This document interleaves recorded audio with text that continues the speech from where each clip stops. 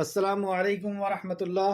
الحمد للہ ان الحمد للہ نحمده ونستعینه ونستغفره ونعوذ باللہ من شرور انفسنا ومن سیئات اعمالنا من يهده الله فلا مضل له ومن يضلل فلا هادي له واشهد ان لا اله الا الله واشهد ان محمدا عبده ورسوله رب اشرح لي صدري ويسر لي امري واحلل عقدة من لسانی یفقهوا قولی رب زدنی علما رب زدنی علما رب زدنی آمین یا رب العالمین۔ ہر قسم کی تعریف اور شکر اللہ رب العزت کے لیے لائق اور زیبا ہے، جو ساری کائنات کا ایک و تنہا خالق، مالک، مربی اور منتظم ہے۔ درود و سلام ہو انبیاء اکرام پر، خصوصاً نبی مکرم رحمت للعالمین امام الانبیاء محمد صلی اللہ علیہ وسلم۔ معزز سامعین، آج انشاءاللہ تعالی سورہ آل عمران کی آیت نمبر 159 سے کلاس رہے گی۔ اللہ رب العزت سے دعا ہے کہ اللہ رب العزت حقیقی معنوں میں قرآن مقدس کو سمجھنے، اس پہ غور و فکر کرنے، ایمان لانے کی توفیق عطا۔ آمین یا رب۔ اعوذ باللہ من الشیطان الرجیم۔ اے اللہ، ہم تیری پناہ میں آتے ہیں شیطان سے۔ اے اللہ، تو شیطان کے مکر و فریب سے ہمیں بچا لے کہ وہ تیرے کلام سے، تیرے دین سے ہمیں دور کر دے۔ بسم اللہ الرحمن الرحیم۔ اللہ کے نام سے جو رحمان و رحیم ہے۔ اس عظیم کام کو اے خالق مالک ہم تیرے نام سے شروع۔ اے اللہ، تو اس کلام کو ہمیں سکھا دے، اس کلام پہ غور و فکر کرا دے، اس کلام پر ایمان عطا فرما اور اخلاص کے ساتھ جانے کی توفیق عطا۔ اے اللہ، تو رحمان ہے، اے اللہ تو رحیم ہے۔ آیت نمبر 159 سورہ آل عمران۔ لفظی ترجمے کے اوپر غور کریں۔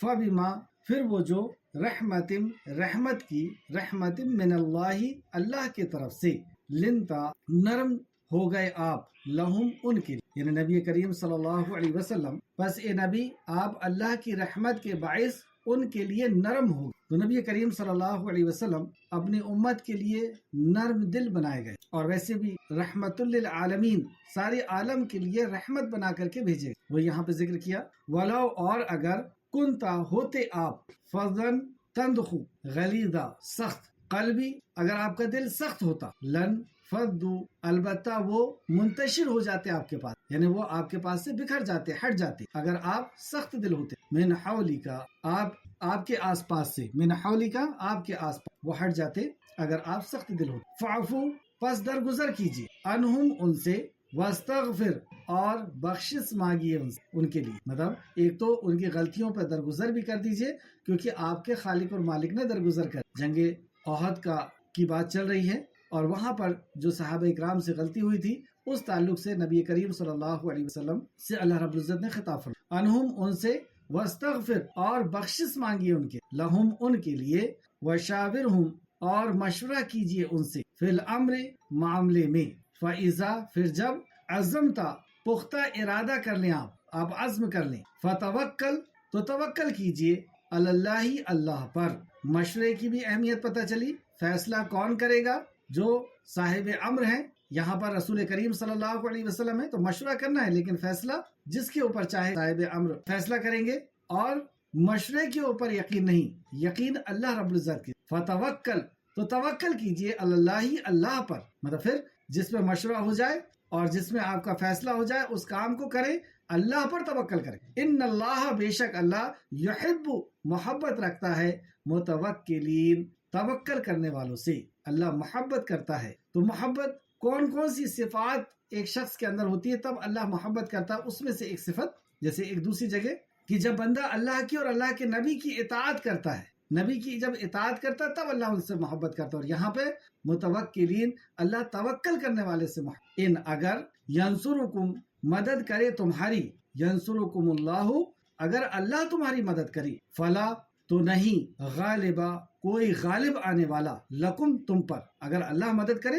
تو تم پہ کوئی غالب آنے والا نہیں، اور اگر وہ چھوڑ دے تمہیں، فمن، تو کون ہے، ذلذی، وہ جو، ینصرکم، مدد کرے گا تمہاری، اگر اللہ چھوڑ دے تو کون تمہاری مدد کرے گا، من بعد ہی، بعد اس کے، وعلی اللہ، اور اللہ ہی پر، فلیتوکل، پس چاہیے کہ توکل کیا کرے، مؤمنون، مومن کے لیے، اگر مومن ہیں تو انہیں چاہیے کہ وہ اللہ ہی پر توکل کرے، اللہ کی مخلوق پر نہیں، خالق پر توکل۔ وما، اور نہیں، کانا ہے، لنبی، کسی نبی کے لیے، ان یغل، کہ وہ خیانت کرے، ومن، اور جو کوئی، یغلل، خیانت کرے، یعنی کسی نبی کی شان نہیں کہ وہ خیانت کرے. یہ کسی منافق نے کہہ دیا تھا تو اس پہ سے نبی کریم صلی اللہ علیہ وسلم کی شان میں اللہ رب العزت نے فرمایا کہ یہ نبی کی شان نہیں ہے کہ وہ خیانت کرے. دفاع خود خالق کائنات نے فرمائی. ومن اور جو کوئی یغلل خیانت کرے گا یاتی وہ لے آئے گا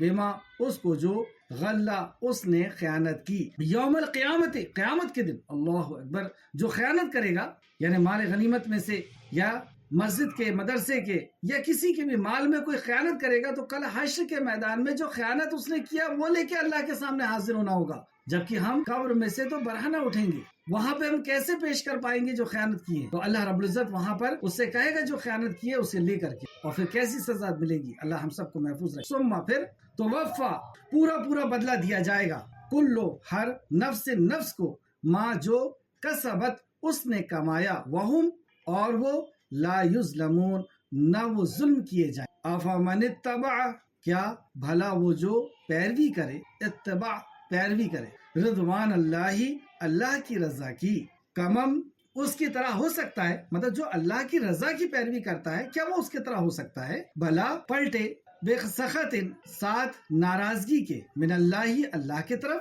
جو اللہ کی رضا کا طلبگار ہے کیا ایسا ہو سکتا ہے کہ وہ اللہ کی ناراضگی کی طرف پلٹے؟ وماواہ اور ٹھکانہ ان کا جہنم اور ان کا ٹھکانہ جہنم ہو جائے. تو ایک راستہ ہے جو اللہ سبحانہ وتعالیٰ کا ہے اور ایک جو اس کے خلاف ہے جو صراط مستقیم کے خلاف ہے. اور جو صراط مستقیم کے خلاف ہے وماواہ اور اس کا ٹھکانہ جہنم وبئس المصیر اور وہ کتنی ہی بری لوٹنے کی جگہ ہے. ہم وہ درجات اور جو درجوں میں ہے درجوں میں ہے یعنی مختلف درجوں میں ہے عند اللہ کے نزدیک واللہ اور اللہ بصیر خوب دیکھنے والا بصیر یعنی دیکھنے والا بیما اس کو جو یعملون وہ عمل کرتے ہیں. اللہ خوب دیکھنے والا ہے یعنی ایک نظر ہمارے اوپر لگی ہوئی ہے اور وہ ہمارے خالق کی ہے, وہ ہمیں دیکھ رہا ہم جو کچھ بھی عمل کر رہے. دعوت کا اصول دیکھیں. لقد البتہ تحقیق من اللہ احسان کیا اللہ نے امت محمدیہ کے لیے. احسان کا لفظ یہاں پر آیا. بنی اسرائیل کے لیے تو احسان کا لفظ ہم پہلے بھی پڑھ چکے ہیں, لیکن امت محمدیہ کے لیے یہیں پر احسان کا لفظ یعنی اللہ سبحانہ وتعالیٰ نے بے شمار نعمتیں عطا کرتے رہا لیکن کہیں یہ نہیں کہا کہ میں تم پہ احسان کر رہا ہوں, یہاں کہا کہ احسان کرو. یعنی یہ جو احسان کیا جا رہا ہے اس کا حق تمہیں ادا. تو کیا احسان اللہ رب العزت نے کیا کہ بڑی نعمتیں دیا لیکن کہیں نہیں کہا کہ میں تم پر احسان کر رہا ہوں. لیکن یہ ایسی عظیم الشان نعمت تھی کہ اللہ سبحانہ وتعالیٰ نے اس کی فضیلت کو اور اس کے حق کو ادا کرنے کے تعلق سے فرماتا ہے کہ میں تم پر احسان کر. لقد البتہ تحقیق من اللہ احسان کیا اللہ نے علی المؤمنین مومنوں پر احسان یعنی جس نے ایمان لا لیا وہ اس احسان کو پالے. اس جب بعثا اس نے بھیجا فیہم انہی میں سے رسولم ایک رسول. یہ اللہ نے احسان کیا کہ انہی میں سے ایک رسول بھیجا. اب وہ رسول کی وصف ہے یا کیا ذمہ داریاں ہیں؟ من انفسہم ان کی نفسوں میں سے. مطلب رسول بھیجا ایک رسول بھیجا انہی میں سے انہی کی نفسوں میں سے. یتلو علیہم آیاتہ یتلو وہ تلاوت کرتا ہے علیہم ان پر آیاتہ آیات اس کی. وہ نبی ان کے اوپر اللہ کی آیتیں تلاوت کرتا. وہ یزکیہم اور وہ پاک کرتا ہے انہیں. دوسرا اور وہ پاک کرتا ہے انہیں یعنی برائیاں نکالتے ہیں اور اچھائیاں تزکیہ نفس کا. وَيُعَلِّمُهُمُ الْكِتَابَ وَالْحِكْمَةَ اور وہ سکھاتا ہے انہیں. وَيُعَلِّمُهُمُ الْكِتَابَ اور وہ علم دیتا ہے انہیں کتاب کا. وہ سکھاتا ہے انہیں کتاب. وَالْحِكْمَةَ اور حکمت. تو کتاب سے مراد قرآن اور حکمت سے مراد سنت حدیث. وَإِن اور بے شک اور ان بے شک کانو تھے وہ من قبل اس سے پہلے لفی ضلال مبین البتہ گمراہی میں مبتلا کھلی ہوئی گمراہی میں وہ مبتلا تھے. یعنی اب وہ گمراہی میں مبتلا نہیں. یہ صحابہ کرام کی شان میں اللہ رب العزت نے یہ اعلان فرما دیا کہ پہلے وہ گمراہی میں مبتلا تھے یعنی اب وہ گمراہی میں مبتلا نہیں ہیں. تو سارے کے سارے صحابہ ہدایت یافتہ ہیں. گمراہی سے اللہ رب العزت نے انہیں نجات دی, انہیں نکالا. تو گمراہی سے صراط مستقیم تک آنے کے لیے کن کن مراحل سے گزرنا پڑا وہ اس آیت میں بتایا گیا ہے. انشاءاللہ تعالی تفسیر میں اس کو دیکھیں گے. آیت تفسیر کی طرف آیت نمبر 159. فَبِمَا رَحْمَةٍ مِّنَ اللَّهِ لِنْتَ لَهُمْ پس اے نبی آپ اللہ کی رحمت کے باعث ان کے لیے نرم ہو. یہ جب زنگ سے لوٹے تو صحابہ جنہیں اس درے پر روکا گیا تھا تیر اندازوں کو اور وہ یوں سمجھے کہ اب جنگ ہم جیت چکے ہیں تو ہمیں یہاں سے اتر جانا ہے مال غنیمت کے۔ کچھ صحابہ نے انہیں روکنے کی کوشش کی لیکن یہ لوگ نہیں رکے، تو یہ ان کی غلطی تھی۔ اس غلطی پہ یہ بہت زیادہ شرمندہ بھی تھے اور غلطی کی وجہ سے خوف میں بھی تھے کہ پتہ نہیں اب ہمارے ساتھ کیا معاملہ کیا جائے، اب رسول اللہ صلی اللہ علیہ وسلم ہماری کیسی سرزنش کریں گے، کیسے غضبناک ہوں گے ہم پر۔ لیکن نبی کریم صلی اللہ علیہ وسلم نے ساری باتوں پر درگزر کر اور انہیں معاف کر، تو یہ معاف آپ کی رحمت کی دلیل کہ آپ رحم دل بنائے گئے، رحمت للعالمین بنائے گئے۔ آگے دیکھتے ہیں،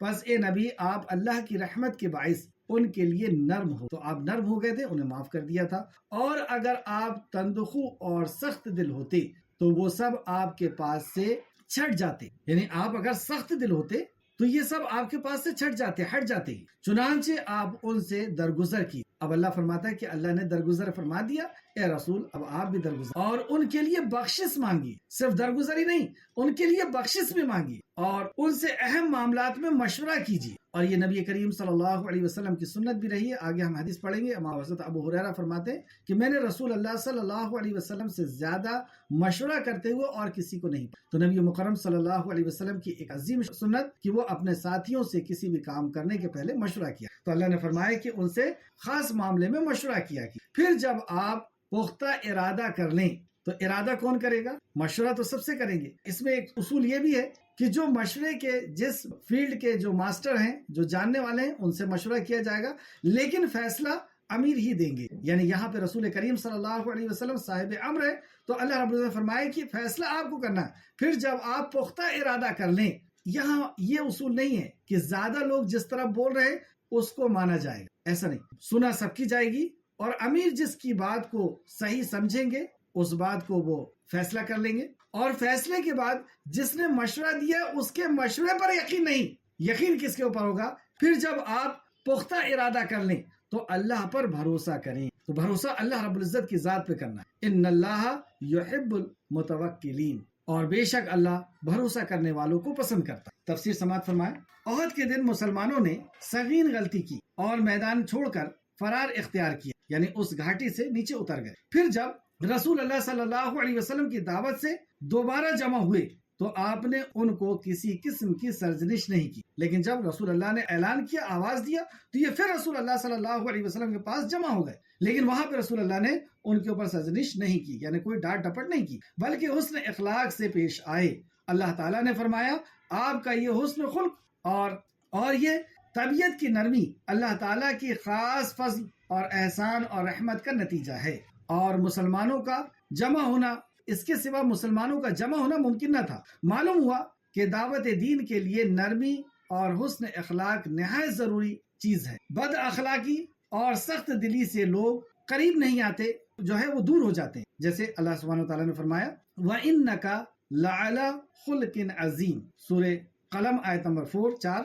بلا شبہ یقیناً آپ ایک بڑے اخلاق پر فائز ہیں۔ اور دوسرے مقام پہ اللہ سبحانہ وتعالیٰ نے فرمایا سورہ توبہ آیت نمبر 128، بلا شبہ یقیناً تمہارے پاس تمہیں میں سے ایک رسول آئے ہیں، اس پر بہت شاق ہے، تم مشقت میں پڑو، یعنی انہیں بہت تکلیف پہنچتی ہے اگر تم مصیبت میں پہنچتے۔ پھر سے آپ دیکھیں کہ اللہ سبحانہ تعالیٰ نے نبی کریم صلی اللہ علیہ وسلم کے تعلق سے کیا فرمایا، بلا شبہ، یعنی اس میں کوئی شک نہیں کہ یقیناً تمہارے پاس تمہیں میں سے ایک رسول آئے صلی اللہ علیہ وسلم، اور ان رسول پر اس پر بہت شاق گزرتا ہے، یعنی بہت تکلیف ہوتی ہے جب تمہیں مشقت میں وہ پڑا ہوا دیکھ، جب وہ تمہیں تکلیف میں دیکھتے ہیں تو انہیں تکلیف پہنچتی، تم پر بہت ہرس رکھتے ہیں، مطلب تمہارے اوپر بہت وہ خواہش رکھتے ہیں تمہاری بھلائی کی، مومن پر بہت شفقت کرنے والے اور نہایت مہربان، مومنوں کے اوپر شفقت کرنے والے نہایت مہربان۔ یہ رسول کریم صلی اللہ علیہ وسلم کی شان میں اللہ رب العزت نے سورہ توبہ آیت نمبر 128 کے اندر آپ کی صفت کے تعلق سے یا آپ کی اس حسن اخلاق کے تعلق سے چند حدیثیں دیکھتے ہیں۔ سیدنا مالک بن حویریہ رضی اللہ عنہ بیان کرتے ہیں، چند ہم عمر نوجوان رسول اللہ صلی اللہ علیہ وسلم کی خدمت میں حاضر ہوئے، یعنی ایک ہی جیسی عمر کے کچھ نوجوان لڑکے نبی کریم صلی اللہ علیہ وسلم کی خدمت حاضر ہوئے۔ ہم نے 20 راتیں آپ کے پاس قیام کیا، یعنی 20 دن آپ کے پاس رکے۔ ظاہر سی بات ہے کہ دور دور سے قافلے آ کر کے نبی کریم صلی اللہ علیہ وسلم کے پاس علم دین سیکھنے کے لیے رک جایا کرتے۔ یہ چند نوجوان لڑکوں پر مشتمل ایک قافلہ 20 راتوں کے لیے اسلام میں رات کہی جاتی ہے، جیسے ہم لوگ دن کہتے ہیں کہ ہم 20 دن کے لیے، 10 دن کے لیے، 3 دن کے لیے جا رہے ہیں، لیکن آپ جب قرآن و حدیث میں پڑھیں گے تو یہی پڑھیں گے کہ 20 رات کے لیے، 10 رات کے لیے، 30 رات کے لیے، 40۔ تو انہوں نے کہا کہ ہم 20 راتوں کے لیے آپ کے پاس رک گئے، پھر آپ کو گمان ہوا تو نبی کریم صلی اللہ علیہ وسلم نے جب ان نوجوان لڑکوں کو اپنے پاس 20 دن تک دیکھا تو نبی کریم صلی اللہ علیہ وسلم دیکھیں کیسے نفسیات کے جاننے والے، پھر آپ کو یہ گمان ہوا کہ جیسے ہم اپنے گھر والوں سے ملنے کا شوق رکھتے ہیں، مطلب ہمیں اپنے گھر والوں کی یاد آ رہی، ملنے کا شوق، چنانچہ آپ نے ہم سے ہمارے گھر والوں کے بارے میں معلومات کی، ہم نے آپ کو سب کچھ بتا دیا، اور چونکہ آپ، اب دیکھیے وہ نوجوان لڑکے جو ہیں وہ نبی کریم صلی اللہ علیہ وسلم کے بارے میں کیا فرماتے ہیں، کیونکہ آپ کے ساتھ 20 دن رہے ہیں تو آپ فرماتے ہیں چونکہ آپ بڑے نرم مزاج اور رحم دل تھے، آپ بڑے نرم مزاج اور رحم دل تھے، اس لیے ہم نے پوری بات کھول کر کے بتا دی کہ گھر میں یہ لوگ ہیں اور ہمیں ان کی یاد ہے، اس لیے آپ نے فرمایا تم اپنے گھر والوں کی طرف لوٹ جاؤ، پھر انہیں بھی تعلیم دو اور میرے احکامات ان تک پہنچے۔ تو اب 20 دن میں جو سیکھے ہیں اس کے تعلق سے آپ نے فرمایا کہ گھر والوں پہ لوٹ جاؤ اور انہیں وہ احکامات سکھاؤ جو تم یہاں پہ سیکھ کر۔ تو اس سے پتہ چلا کہ جو ہم علم حاصل کرتے ہیں ہمارے لیے ضروری ہے کہ ہم اپنے گھر والوں تک اس علم کو پہنچائیں۔ حدیث کو پھر سے دیکھیں، پھر انہیں بھی تعلیم دو اور میرے احکامات ان تک پہنچا دو، یعنی ان تک گھر کے جو بیوی بچے ہیں اور جو قبیلے کے لوگ ہیں۔ اور پھر یہاں پہ آپ نے فرمائی تھی جو مشہور حدیث کا ٹکڑا ہے، ثم کما رأیتمونی وصلی، اور تم نماز اسی طرح پڑھنا جس طرح تم نے مجھے نماز پڑھتے ہوئے دیکھا ہے، اور جب نماز کا وقت ہو جائے تو تم میں سے کوئی شخص دے۔ بخاری نے بھی اس کو روایت کیا، بخاری نے 6008، بخاری شریف 6008 نمبر، اور مسلم شریف حدیث نمبر 674 674۔ تو اس حدیث سے ہمیں پتہ چلا تو نبی کریم صلی اللہ علیہ وسلم بڑے نرم دل اور نرم مزاج اور رحم دل تھے۔ دوسری حدیث، آپ کی رحم دلی کو دیکھیں اور ہم اپنے آپ کو دیکھیں کہ جب کوئی نیا شخص اسلام کے اندر آتا ہے یا اسلام کی تعلیمات اس سے نہیں ہے اور ہمیں تھوڑی بہت تعلیمات ہے تو ہم اس کے اوپر کس طریقے سے اس سے بیہیو کرتے ہیں، کس طریقے سے اس کو دعوت دیتے ہیں یا کس طریقے سے اسے دین سکھاتے ہیں، اس کو دین سمجھاتے ہیں، ہمارے اندر کس قدر سختی ہے۔ اور نبی کریم صلی اللہ علیہ وسلم جن کے امتی ہونے کا ہم دعویٰ کرتے ہیں، جن کی تعلیمات پر ہم عمل کرنے کا دعویٰ کرتے ہیں، وہ نبی کے حالات کو آپ دیکھیں۔ سیدنا ابو ہریرہ رضی اللہ عنہ بیان فرماتے ہیں کہ ایک دیہاتی نے مسجد کے ایک کنارے میں پیشاب کرنا شروع، بتائیں ایک دیہاتی مسجد کے اندر آ کر کے پیشاب، تو لوگ اس کے طرف لپکے تاکہ اسے مارے، کچھ صحابہ اس کی طرف لپکے، لوگ اس کی طرف لپکے تاکہ اسے مارے۔ نبی کریم صلی اللہ علیہ وسلم نے فرمایا اسے چھوڑ دو اور اس کے پیشاب پر ایک ڈول پانی بہا، بے شک تمہیں، اور پھر نبی صلی اللہ علیہ وسلم نے نصیحت کی، بے شک تمہیں آسانی پیدا کرنے والے بنا کر بھیجا گیا ہے، نہ کہ تنگی پیدا کرنے والے بنا کر کے بھیجا، تمہیں آسانی پیدا کرنے والا۔ یہ تو اس قدر بڑا جرم تھا اس کا کہ ایک پاک جگہ میں جہاں پہ اللہ کی عبادت کی جاتی ہے وہاں پیشاب کر۔ یہاں تو ایسا کچھ نہیں ہوتا، ایک شخص جو نماز کا طریقہ نہیں جانتا، وہ غلط طریقے سے یا کچھ ایسا وہ کر رہا ہے تو بس اس کے اوپر گھورنا شروع کر دیتے، اسے پکڑنا اور اسے سب کے سامنے بے عزت کرنا، سب کے سامنے اس کو دین سکھانا شروع کر دیتے۔ یہ بھی نہیں دیکھتے کہ اس کی عمر کیا ہے، اس سے کس تقاضے کے ساتھ اس سے کس طریقے سے بات کیا جائے گا، کیسے اس کو دین کو سمجھایا جائے گا، کچھ نہیں، بس اس کے اوپر برس پڑنا شروع کر دیتے۔ یہ ہے نبی کریم صلی اللہ علیہ وسلم کی تعلیمات۔ اسے امام بخاری نے روایت کیا، بخاری شریف حدیث نمبر 6128 6128۔ اس کے بعد نبی کریم صلی اللہ علیہ وسلم نے اس دیہاتی کو بلایا اور سمپل انداز میں سمجھایا کہ یہ عبادت گاہ ہے، یہاں پہ عبادت کی، یہاں گندگی نہیں کی۔ بتائیں وہ کبھی بھول سکتا ہے؟ کیا وہ کبھی وہ غلطی کو پھر سے کر سکتا؟ ایسے کئی واقعات نبی کریم صلی اللہ علیہ وسلم کی سیرت میں ہمیں ملتے ہیں۔ یہاں وقت نہیں ہے لیکن چند آپ کو ایک دو چیزیں اور بتانا چاہوں گا۔ ایک اور حدیث دیکھتے ہیں جو امام بخاری نے اس کو روایت کیا ہے۔ سیدنا عبداللہ بن مسعود رضی اللہ عنہ بیان کرتے ہیں رسول اللہ صلی اللہ علیہ وسلم نے کچھ مال تقسیم کیا۔ اب دیکھیں رسول اللہ صلی اللہ علیہ وسلم کا مقام و مرتبہ، امام الانبیاء ہیں آپ، مقام محمود کا آپ سے وعدہ ہے، حوض کوثر کا مالک بنائے جانے، سید البشر ہیں۔ اور یہی نہیں، جب یہ واقعہ ہوا تو آپ ایک اسٹیٹ کے مالک تھے، مدینہ کے، مطلب بادشاہ کی پوزیشن رکھتے تھے، آپ کے پاس پوری فوج تھی، آپ کے پاس پورا پاور تھا انتقام لینے کا، لیکن اس کے باوجود آپ نے کس انداز میں اس گناہ کو، اس غلطی کو ایک شخص کی معاف کی۔ سیدنا عبداللہ بن مسعود رضی اللہ عنہ بیان کرتے ہیں رسول اللہ صلی اللہ علیہ وسلم کچھ مال تقسیم کیا، مال غنیمت تقسیم کیا۔ انصار میں سے ایک منافق شخص نے کہا اللہ کی قسم محمد صلی اللہ علیہ وسلم نے اس تقسیم میں اللہ کی رضا کو مد نظر نہیں رکھا۔ رسول اللہ صلی اللہ علیہ وسلم جو انصاف کو قائم کرنے آئے ان سے یہ توقع، رسول اللہ سے یہ کے اوپر یہ الزام کہ انہوں نے امانت نہیں کی، انہوں نے انصاف سے کام نہیں کیا، اللہ کی رضا کو جو ہے مد نظر نہیں رکھا۔ تو صحابی فرماتے ہیں، یعنی ابن مسعود رضی اللہ عنہ فرماتے ہیں کہ میں نے یہ بات سنی تو رسول اللہ صلی اللہ علیہ وسلم کے پاس آ کر آپ کو خبر دے دی، آپ کے چہرے کا رنگ متغیر ہو گیا، یعنی آپ کے چہرے کا رنگ بدل گیا۔ اور آپ نے فرمایا اللہ تعالیٰ موسیٰ علیہ السلام پر رحم فرمائے، ان کو تو اس سے بھی زیادہ تکلیف پہنچائی گئی تھی مگر پھر بھی انہوں نے صبر۔ اتنی سخت بات کہنے کے بعد ہمارا کوئی مقام و مرتبہ نہیں ہوتا، ہمارے پاس کوئی ایسا فخر کی کوئی چیز نہیں، نہ کوئی ہمارا عمل ہے نہ علم ہے، لیکن اس کے باوجود بھی اگر کسی نے کچھ بول دیا تو ہم اس کے اوپر برس پڑ۔ یہاں رحمت للعالمین امام الانبیاء ان کا یہ عالم ہے کہ کوئی غلطی کر رہا ہے لیکن ذات کے اوپر ہے، آپ نے معاف کر، اور کہا کہ موسیٰ علیہ السلام کو تو اس سے زیادہ تکلیف۔ اسے امام بخاری نے روایت کیا، بخاری شریف حدیث نمبر 6059۔ پتہ یہ چلا کہ اللہ نے آپ کو نرم خو، نرم زبان، خوش مجاز اور رحم دل بنایا ہے۔ سیدنا عبداللہ بن عمر بن عاص رضی اللہ عنہ بیان کرتے ہیں کہ یہ آیت جو قرآن میں انا ارسلناک شاہدا ومبشرا ونذیرا ومبشرا ونذیرا، کہ آپ کو پہنچایا گیا شاہد گواہ بنا کر کے، مبشروں یعنی خوشخبری دینے والا، نذیر اور ڈرانے والا بنا کر کے بھیجے۔ تو اس متعلق سے تورات میں بھی اس طرح کی بات، آپ کی یہ صفت تورات میں بھی بیان کی۔ تو اب ہم دیکھتے ہیں کہ نبی کریم صلی اللہ علیہ وسلم کی کون سی صفات تورات میں بھی بیان کی گئی تھی، اس میں سے چند باتیں یہاں پر۔ تورات میں یہ لکھا ہوا ہے کہ اے نبی، مطلب جو نبی آنے والے ہیں، بے شک ہم نے آپ کو گواہی دینے والا اور بشارت دینے والا بنا کر کے بھیجا۔ ان پڑھوں میں یعنی عربوں کی حفاظت کرنے والا بنا کر کے بھیجا۔ عربوں کی حفاظت کرنے، حفاظت کیسے ہوگی وہ ہم جانتے ہیں۔ آپ میرے بندے اور میرے رسول ہیں، مطلب جو آپ آنے والے ہیں ان کے تعلق سے تورات میں بتایا گیا کہ وہ آپ میرے بندے اور میرے رسول ہیں۔ میں نے آپ کا نام متوکل رکھا ہے، یعنی بھروسہ کرنے والا رکھا ہے۔ آپ بدخو نہیں، یعنی بد مجاز نہیں، اکھڑ مجاز جس کو کہتے ہیں نا، جھڑکنے والا، تو آپ بدخو نہیں ہیں، نہ سخت دل اور نہ بازاروں میں شور کرنے والے۔ دیکھیے یہ موسیٰ علیہ السلام کے دور میں نبی کریم صلی اللہ علیہ وسلم کی صفات تورات میں بتا دی گئی، اور وہ ایسے نہیں ہیں کہ وہ برائی کا بدلہ برائی سے دیں، بلکہ معافی اور درگزر سے کام لیں گے۔ برائی کا بدلہ برائی سے نہیں بلکہ معافی اور درگزر سے کام لیں گے۔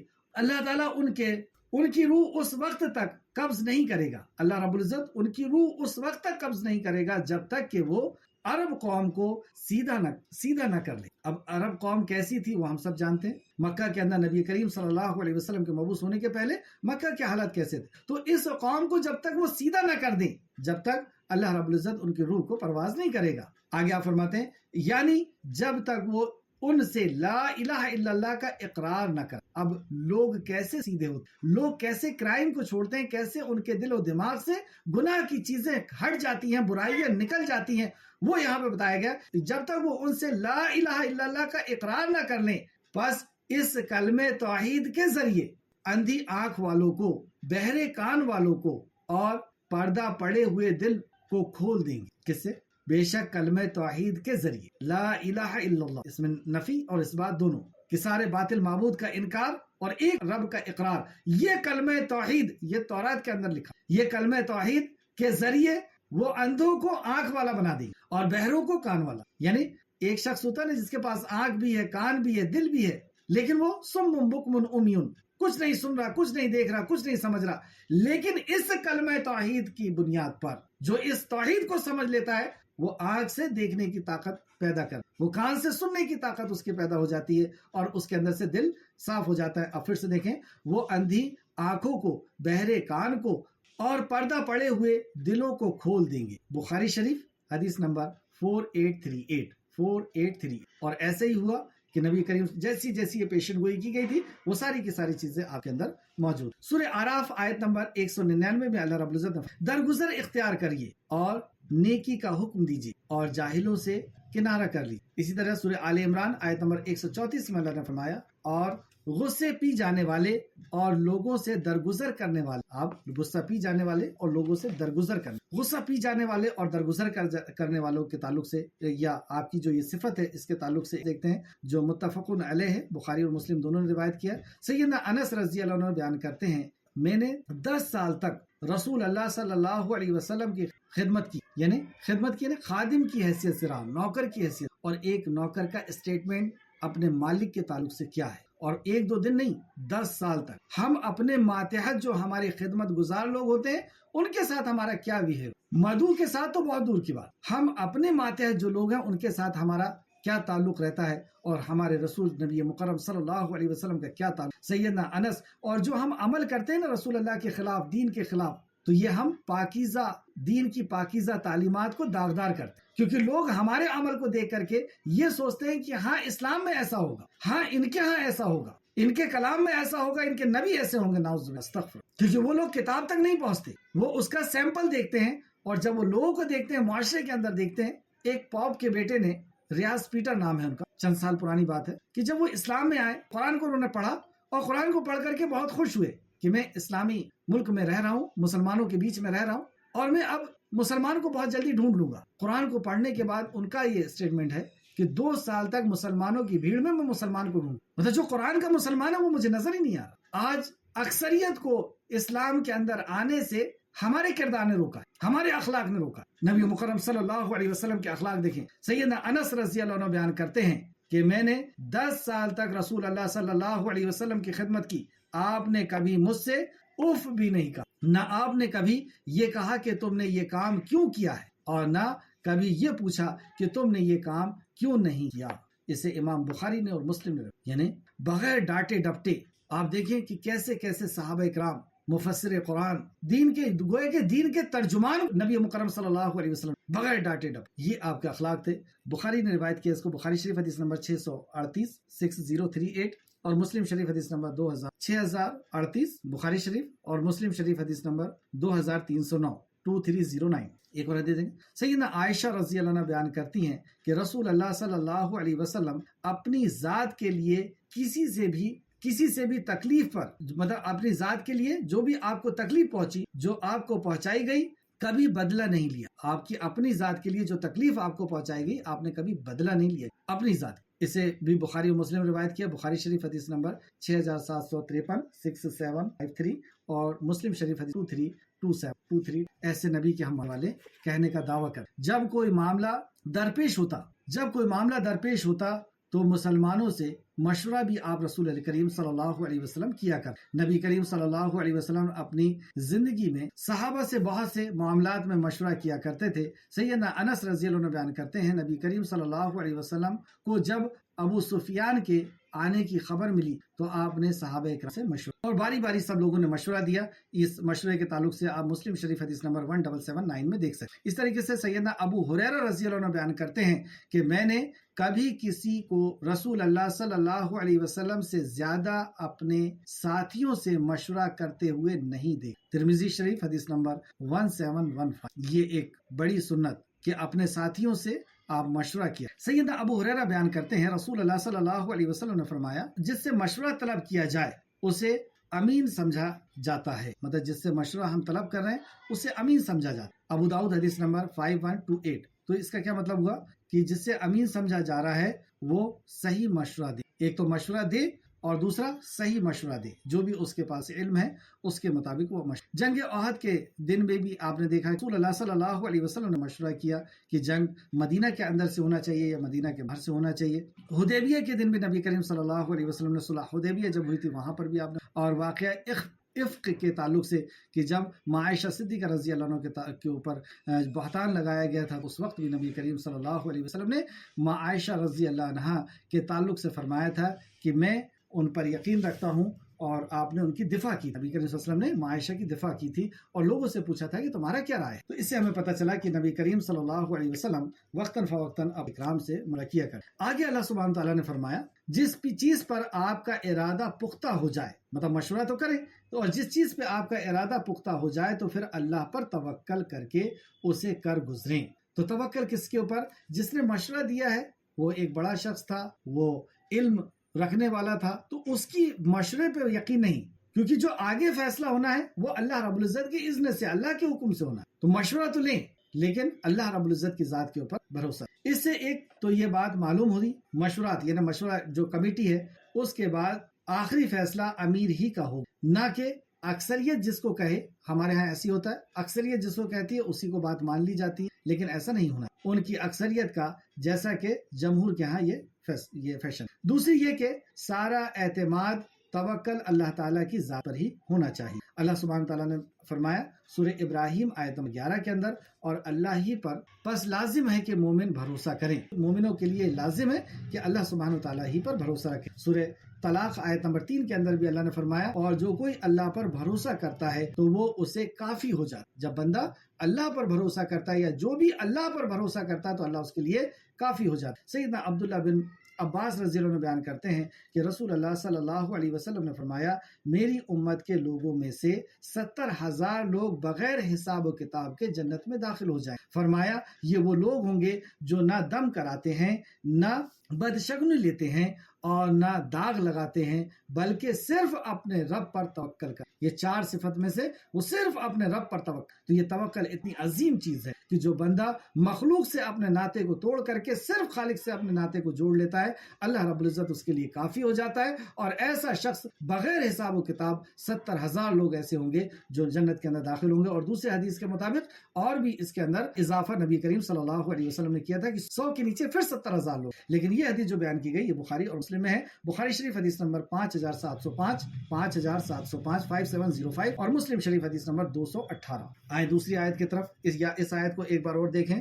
پس اے نبی کریم صلی اللہ علیہ وسلم، آپ اللہ کی رحمت کے باعث ان کے لیے نرم ہو گئے، اور اگر آپ تندخوں اور سخت دل ہوتے تو وہ سب آپ کے پاس سے چھٹ جاتے۔ ہمارے پاس سے لوگ کیوں چھٹ جاتے؟ کیوں نہیں رکتے؟ کیوں نہیں ہماری بات سننا پسند کرتے؟ کیوں نہیں دین کے طرف آتے؟ کیونکہ کہیں نہ کہیں ہمارے انداز کے اندر، ہمارے بول چال میں، ہمارے رہن سہن میں سختی ہے۔ اللہ رب العزت ہم سب کو نرم دل بنا دے۔ چنانچہ آپ ان سے درگزر کریں۔ ہمیں اللہ رب العزت درگزر کی توفیق۔ دیکھیے بڑا وہ ہوتا ہے جس کا دل بڑا ہوتا ہے۔ ہم بڑے ہو نہیں سکتے جب تک ہمارا دل بڑا نہ ہو۔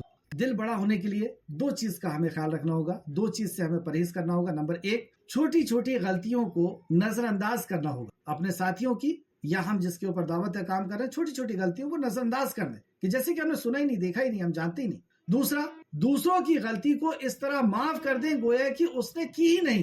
اس طرح معاف کریں کہ بیچ بیچ میں اس کو طنز کرنا نہیں، اس طرح معاف کریں کہ گویا کہ اس نے کی ہی نہیں۔ اللہ ہم سب کو توفیق۔ تو چنانچہ آپ ان سے درگزر کریں اور ان کے لیے بخشش۔ یہ اتنی قیمتی چیز ہے کہ جب ہم کسی کے لیے، تو اس کے لیے ہمارے دل کے اندر اگر کوئی شیطانی وسوسے کی وجہ سے یا اگر اس کے لیے برائی آ گئی ہے، کینہ آ گیا ہے، تو اگر ہم کسی کے لیے بخشش مانگتے ہیں تو وہ ختم ہو جائے۔ اور جس کے لیے ہم دعا کرتے ہیں اس کے لیے محبت اللہ رب العزت ہمارے دل میں، اور ان کے لیے بخشش مانگے، ان سے معاملات میں مشورہ کریں۔ تو دائی کے لیے یہ بھی چیز ضروری ہے کہ وہ اپنے کام کو مشورے کے ساتھ۔ پھر جب آپ پختہ ارادہ کر لیں تو اللہ پر بھروسہ، تو پختہ ارادہ کریں، اور جب مشورہ نہیں مانا گیا ہے تو جس نے مشورہ دیا ہے وہ برا بھی نہ مانے کہ میرے مشورے کو نہیں مانا گیا، کیونکہ یہ برا ماننا یہ عبداللہ ابن ابی کی حرکت تھی کہ اس کے مشورے پہ کو فیصلہ نہیں مانا گیا، اس کے مشورے کو نہیں مانا گیا تو وہ بہت ناراض ہوا، اور پھر وہاں سے جا کر کے اور اس نے اپنی حرکتیں کی۔ تو پختہ ارادہ کر لیں تو اللہ پر بھروسہ کریں، بے شک اللہ بھروسہ کرنے والوں کو پسند کرتا۔ آگے آیت میں، اگر اللہ تمہاری مدد کرے تو کوئی تم پر غالب نہیں آ، کوئی، ساری مخلوق کو اللہ رب العزت نے گن لیا۔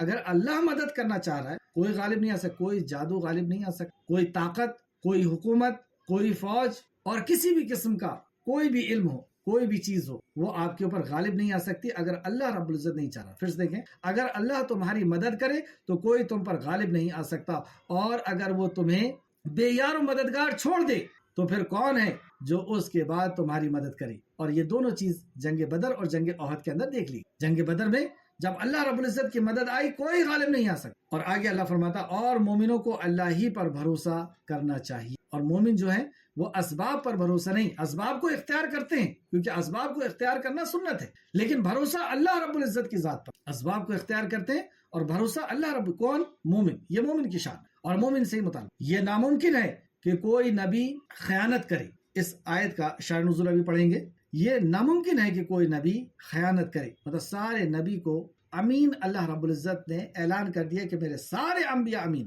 اور جو کوئی خیانت کرے گا تو جو اس نے خیانت کی ہوگی اس کے ساتھ قیامت کے دن حاضر کیا جائے۔ اب جو ہم نے کسی کی مسجد کا یا مدرسے کا یا کسی کا بھائی کا بہن کا رشتہ دار کا کوئی امانت میں خیانت کر لی، امت کی امانت میں خیانت کر لی، تو وہ حشر کے میدان میں اس امانت کو اس سے کہا جائے گا کہ لے کر کے آ وہ جو تو نے خیانت کی، پھر ہر شخص کو اس کے اعمال کا پورا پورا بدلہ دیا جائے اور ان پر ظلم نہیں کیا جائے۔ بھلا جو شخص اس آیت کا شان نزول تفسیر ابن کثیر جلد نمبر 1 صفحہ نمبر 722، خیانت کرنا نبی کی شان نہیں۔ ارشاد باری تعالیٰ ہے، حضرت ابن عباس رضی اللہ عنہ، مجاہد، حسن اور کئی ایک ائمہ تفسیر فرماتے ہیں کہ اس کے معنی یہ ہیں کہ کسی نبی کی یہ شایع نشان نہیں کہ وہ خیانت کریں۔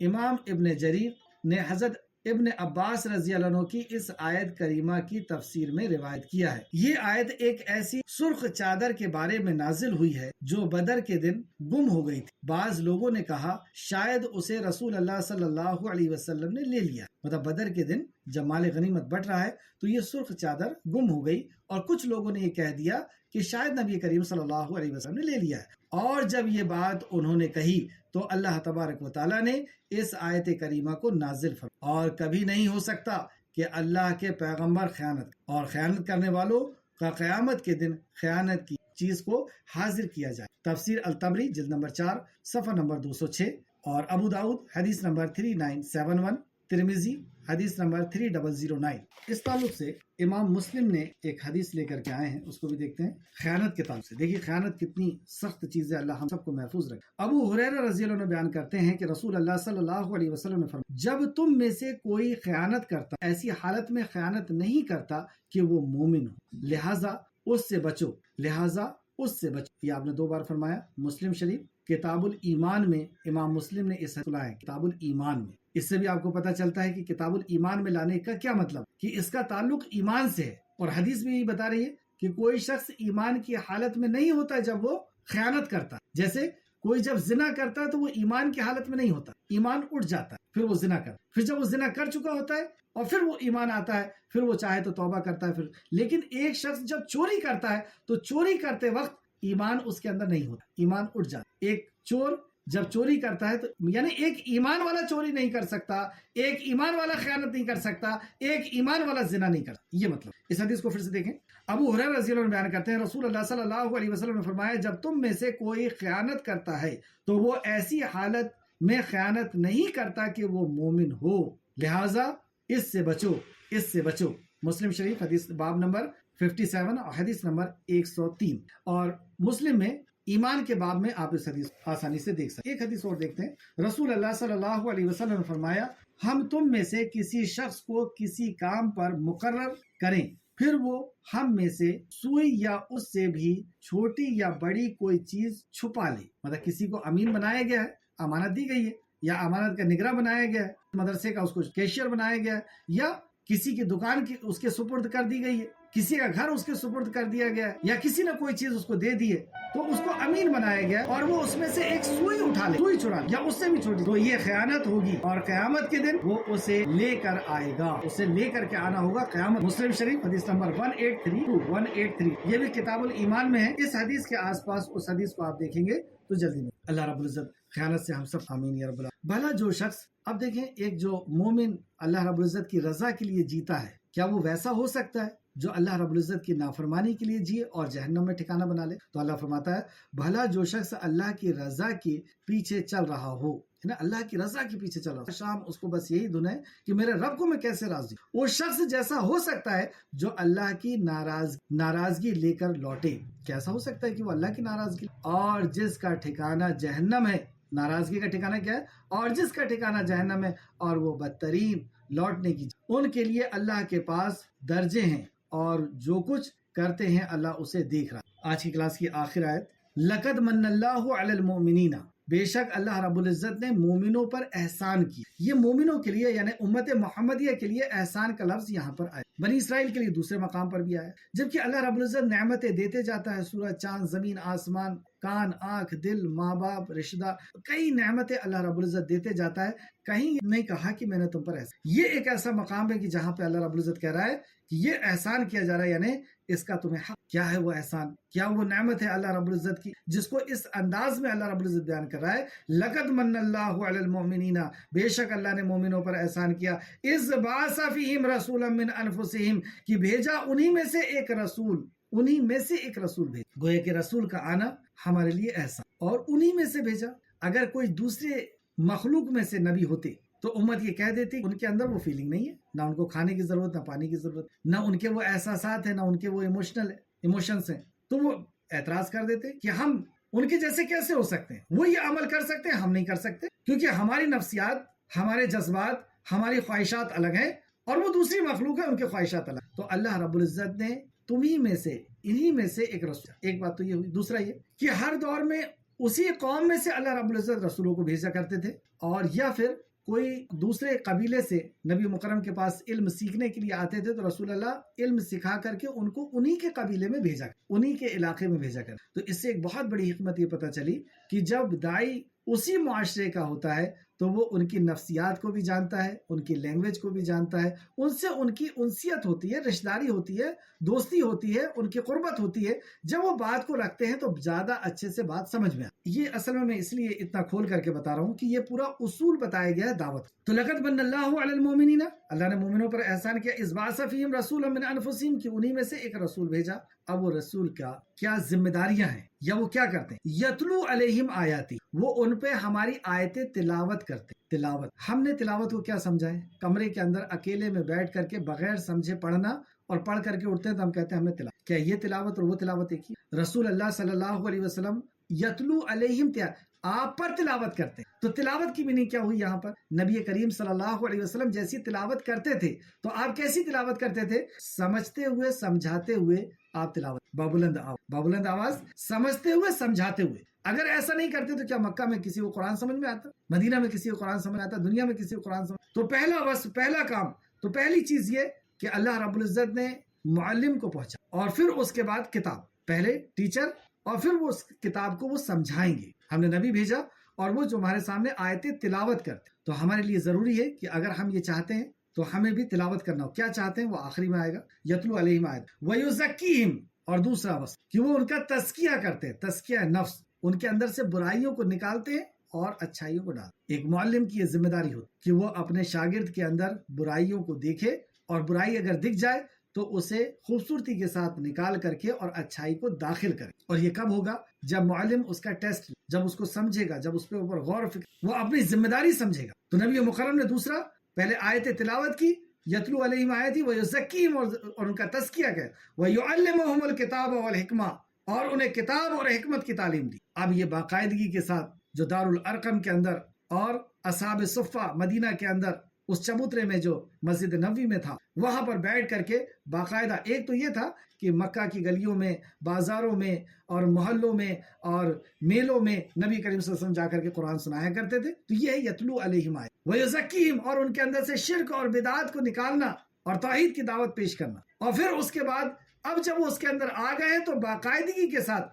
انہیں قرآن و حدیث کی تعلیم دینا. وَيُعَلِّمُهُمُ الْكِتَابَ وَالْحِکْمَةَ، کتاب کا یعنی قرآن کا، اور حکمت یعنی سنت حدیث کا آپ تعلیم دیتے ہیں. وَإِن كَانُوا مِن قَبْلُ لَفِي ضَلَالٍ مُبِينٍ، اس کے پہلے وہ کھلی ہوئی گمراہی میں تھے. یعنی آج رسول کریم صلی اللہ علیہ وسلم کے جو ساتھی ہیں وہ گمراہی میں نہیں ہیں. اس آیت سے یہ ثابت ہوا کہ سارے کے سارے صحابہ کو اللہ رب العزت نے صراط مستقیم پر ہونے کے کا جو ہے سرٹیفکیٹ دے دیا. اللہ رب العزت نے یہ ثابت کر دیا کہ سارے کے سارے صحابہ صراط مستقیم پر ہیں، یہ کہہ کر کے کہ اس کے پہلے وہ گمراہی میں تھے، یعنی اب وہ گمراہی میں نہیں ہیں. اور آج اگر کسی نے کسی ایک صحابی کو بھی گمراہی میں سمجھا، یا ان کے اوپر تنقید کی، یا ان کے اندر برائی نکالنے کی کوشش کی، یا انہیں غلط ثابت کرنے کی کوشش کی، گویا کہ وہ اس کلام کے اوپر کا انکار کر، جو اللہ رب العزت نے فرمایا کہ اس کے پہلے وہ گمراہی میں تھے، یعنی اب وہ گمراہی میں. تو کسی کو گمراہی سے نکالنے کے لیے اصول کیا بتائے گئے؟ پہلے تو اس آج کی جو کلاس میں ہم نے پڑھا تو دائی کے اوصاف بتا کہ وہ کیسا نرم دل ہوتا ہے، کیسا درگزر کرنے ہوتا ہے، کیسا محبت کرنے والا ہوتا ہے، اس کے لیے معافی مانگنے والا ہوتا ہے. اور پھر یتلو علیہم، قرآن کی تلاوت کرنے والا ہوتا ہے، تزکیہ نفس کرنے والا ہوتا ہے. پھر قرآن و حکمت کی تعلیم دینا، یہ ایک طریقہ کار نبی کریم صلی اللہ علیہ وسلم کا بتایا گیا، اور یہ ہمارے لیے ایک آئیڈیل اور اسوہ ہے اور قیامت تک آنے والے مسلمان۔ اللہ رب العزت سے دعا ہے کہ اللہ رب العزت جو کچھ بھی ہم نے پڑھا سمجھا اس پہ مزید ہمیں غور و فکر کرنے کی اور اس پر علم حاصل کرنے عمل کرنے کی، اے خالق مالک جب تک ہمیں زندہ رکھ اور ہمارا خاتمہ بالخیر فرما، نیکوکاروں کے ساتھ ہمارا شمار فرما دے، آمین یا رب العالمین۔ اللہم صلی علی محمد وعلی آل محمد کما صلیت علی ابراہیم وعلی آل ابراہیم انک حمید مجید، اللہم بارک علی محمد وعلی آل محمد کما بارکت علی ابراہیم وعلی آل ابراہیم، آمین یا رب العالمین۔ السلام علیکم ورحمۃ اللہ وبرکاتہ۔